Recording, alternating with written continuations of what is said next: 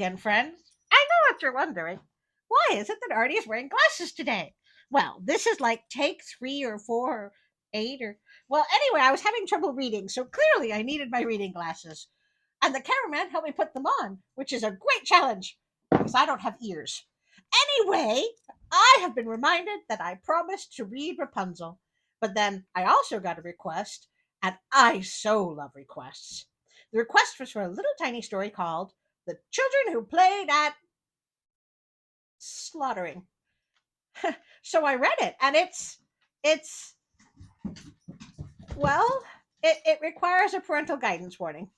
It's also maybe 2 minutes long, so I thought I would start with a different story and tell the other one at the end of the video.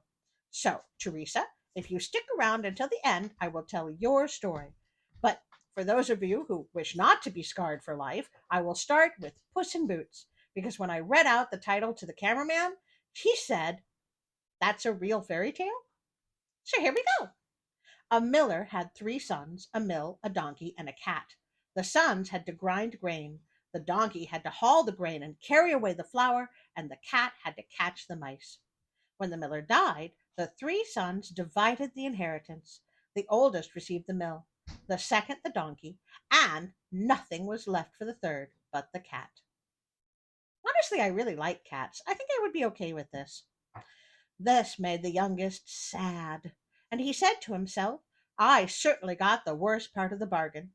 My oldest brother can grind wheat, and my second brother can ride on his donkey, but what can I do with the cat? Once I make a pair of gloves out of its fur, it's all over. Oh, oh, that is horrible!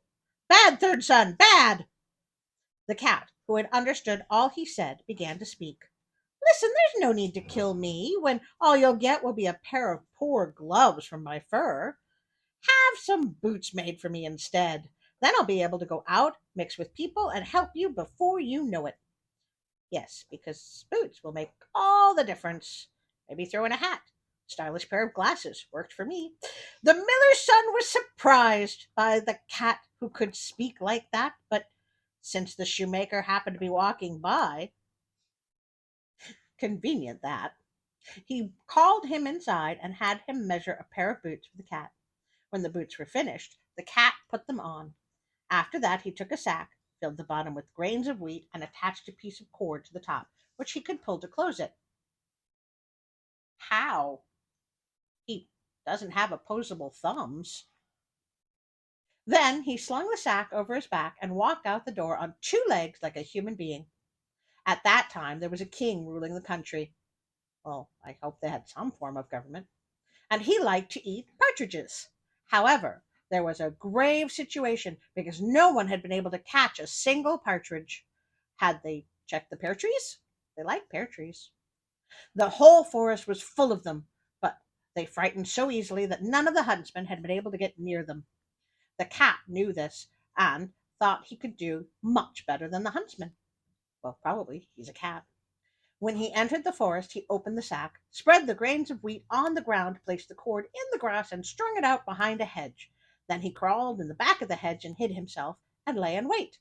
Soon the partridges came running, found the wheat, hopped into the sack, one after the other. Are partridges really that stupid? When a good number were inside, the cat pulled the cord. Once the sack was closed tight, he ran over to it and wrung their necks through the sack. I'm guessing the Grimm brothers has never seen a cat hunt. I fully believe a cat would be better than the huntsman, but yeah, then whatever. Then he slung the sack over his back and went straight to the king's castle. A sentry called out, "Halt! Where are you going?" "To the king," the cat answered curtly. "Are you crazy? A cat to the king? Or, a talking cat? Why doesn't anybody mention the talking cat?" "Oh, let him go," the sentry said. "The king's often very bored. Perhaps the cat will give him some pleasure with his meowing and purring and talking." When the cat appeared before the king, he bowed and said, "My lord, the count," and he uttered a long, distinguished name that apparently the Grimm brothers didn't bother to make up. Huh. Let's call him Bob. "Bob sends you his regards. and would like to offer you these partridges, which he recently caught in his traps." The king was amazed by the beautiful fat partridges, but apparently not by the talking cat in boots. Indeed, he was so overcome with joy that he commanded that the cat take as much gold from his treasury as he could carry and put into the sack. "Bring it to your lord, and give him my very best thanks for this gift." Meanwhile, the poor miller's son sat at home by the window, propped his head up with his hand, and wondered why he had given away all he had for the cat's boots, when the cat would probably not be able to bring him anything great in return. That's what wrong attitude, buddy. I mean, we don't give gifts in hope of what we will get in return. We give them to see the joy in the faces of the people cats we love. Suddenly the cat entered, threw down the sack from his back, opened it, and dumped the gold at the miller's feet. "Now you've got something for the boots. The king also sends his regards and best of thanks." The miller was happy to have such wealth, even though he did not understand how everything had happened. However, as the cat was taking off his boots, he told him everything and said, "Surely you have enough money now, but we won't be content with that. Tomorrow I'm going to put my boots on again, and you shall become even richer. Incidentally, I told the king that you're a count." So, a very greedy cat just admitted to impersonating royalty. This will end well, I'm sure. The following day the cat put on his boots, and, as he said he would, went hunting again, and brought the king a huge catch. So it went every day, and every day the cat got back gold to the miller. At the king's court he became a favorite, so that he was permitted to go and come and wander about the castle wherever he pleased. Yeah, that actually sounds like a cat. One day, as the cat was lying by the hearth in the king's kitchen and warming himself, the coachman came and started cursing. I guess he doesn't like cats. "May the devil take the king and princess. I wanted to go to the tavern, have a drink, and play some cards, but now they want me to drive them to the lake so they can go for a walk." Oh, he just doesn't want to do his job. Got it. When the cat heard that, he ran home and said to his master, "If you want to be a rich count, come with me to the lake and go for a swim." The miller did not know what to say. Nevertheless, he listened to the cat and went with him to the lake, where he undressed and jumped into the water completely naked. I think our maturity rating just went up. Note to the editor, please do not include an image. Meanwhile, the cat took his clothes, carried them away, and hid them. Ha! Yep, that sounds like something a cat would do. No sooner had he done it than the king came driving by. Now the cat began to wail in a miserable voice. "Ah, most gracious king, my lord went for a swim in the lake, and a thief came and stole his clothes that were lying on the bank. Now the count is in the water and can't get out. If he stays in much longer, he'll freeze and die. Oh no, not Count Bob!" When the king heard that, he ordered the coach to stop, and one of his servants had to race back to the castle and fetch some of the king's garments. Could you have lent him a horse? Count Bob put on the splendid clothes, since the king had already taken a liking to him because of the partridges that, he believed, had been sent by the count. He asked the young man to sit down next to him in the coach. The princess was not in the least angry about this, for Count Bob was handsome and pleased her a great deal. But how can you go wrong with a name like Bob? Best name ever. After Artie. And maybe Steve. Alan is good. Big fan of Edward also. Oh, and Toby at what? Oh, right, story. In the meantime, the cat went on ahead of them and came to a large meadow where there were over 100 people making hay. Never mind. "Who owns this meadow, my good people?" asked the cat. "Why has no one said, 'Look, a talking cat'?" "The great sorcerer," they answered. "Listen to me. The king will be driving by, and when he asks who the owner of this meadow is, I want you to answer, 'Count Bob.' If you don't, you'll all be killed." Rude. Then the cat continued on his way and came to a wheat field so enormous that nobody could see over it. There were more than 200 people standing there and cutting wheat. Who owns this wheat, my good people? The sorcerer. Listen to me. The king will be driving by, and when asked who the owner of the wheat is, I want you to answer Count Bob. If you don't do this, you'll all be killed. Wow. I can't say I like this cat much. Finally, the cat came to a splendid forest where more than 300 people were chopping down large oak trees and cutting them into wood. What? It's already wood. This is a weird story. Who owns this forest, my good people? Don't answer. This cat is mean. The sorcerer. Listen to me. The king will be driving by, and when he asks who the owner of this forest is, I want you to answer Count Bob and more death threats. Couldn't you just ask nicely? The cat continued on his way, and the people watched him go. Since he looked so unusual and walked in boots like a human being, they were afraid of him. Soon the cat came to the sorcerer's castle, and walked inside and appeared before the sorcerer, who looked at him scornfully and asked him what he wanted. The cat bowed and said, I've heard that you can turn yourself into any kind of an animal you desire. From whom did you hear this? The people you terrorized on the way here? Are you just talking out of your tail? Well, I'm sure you can turn yourself into a dog, fox, or even a wolf, but I don't believe you can turn yourself into an elephant. That seems impossible to me, and this is why I've come. I want to be convinced with my own eyes. That is just a trifle for me, the sorcerer said arrogantly, and within seconds he turned himself into an elephant. Well, that's great, but can you also change yourself into a lion?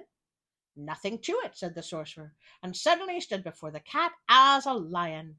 The cat pretended to be terrified and cried out, That's incredible and unheard of! Never in all my dreams would I have thought this possible.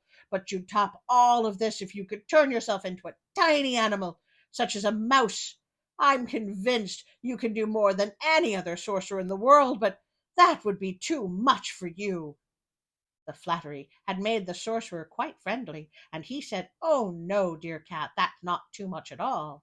And soon he was running around the room as a mouse. Then the cat ran after him, caught the mouse in one leap, and ate him. Wow. I just wow. Was he an evil sorcerer? Were the people unhappy under his rule? Or was he a nice guy and the cat just killed him without a second thought? The moral of this story is never trust a cat. While this was all happening, the king had continued driving with Count Bob and the princess and had come to a large meadow. Who owns this hay? The king asked. Count Bob, the poor, terrified, traumatized people cried out. I may be editorializing at this point, but seriously, how is the cat the hero of this story? So, reading on, it happens 2 more times until they come to the former sorcerer's home. The cat stood at the top of the stairs, and when the coach stopped below, he ran down, opened the door, and said, Your Majesty, you've arrived at the castle of my lord Count Bob. This honor will make him happy for the rest of his life. The king climbed out of the coach and was amazed by the magnificent building, which was almost larger and more beautiful than his own castle.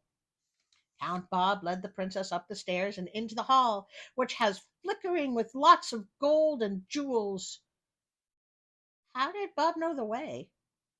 And his poker face must be amazing. I mean, this is the first time he's seen any of this. The princess became Count Bob's bride. Did anyone ask her if this was okay with her? And when the king died, probably under mysterious circumstances because of a cat, Bob became king, and the evil, scheming, murdering Puss in Boots was his prime minister. I may have added a few adjectives. I think I know why the stories end with the end. It's because most of these stories just stop. I imagine there was a lot of then what questions before they started adding the end. I think maybe these tales are more like story seeds. They were planted in the imagination of millions of creative people who helped them to grow and change and flower into the stories we all know. They encouraged the good parts and pruned off the bad. Speaking of the bad, now it is the time to like, subscribe, and share and run because I promised Teresa a story. I will now read Some Children Who Played at Slaughtering. I've included a picture of the page so you know I'm not just making this up. It really is one of the fairy tales told by the Grimm brothers. It's also, well, it's terrible.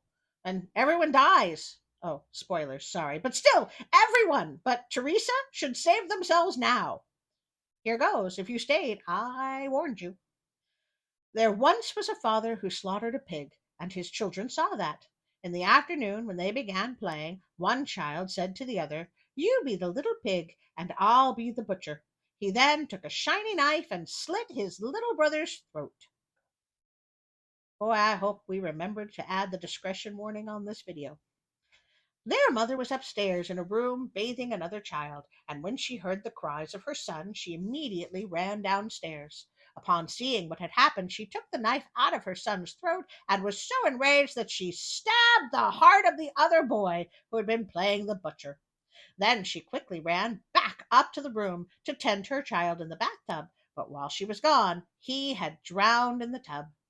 Now the woman became so frightened and desperate that she did not allow the neighbors to comfort her, and finally hung herself. When her husband came back from the fields and saw everything, he became so despondent that he died soon after. Oh, my heart. That's it. The next story will be Rapunzel. What could go wrong with that? Even if it doesn't have Flynn Rider, it has to be happier than these two. A murdering, manipulative cat and a full family tragedy. I feel like I should end this on a happy note after the whole Texas Chainsaw Massacre. I'm so upset. I know. I will think of my favorite letter. Do you know what my favorite letter is? It is the letter A. A, as in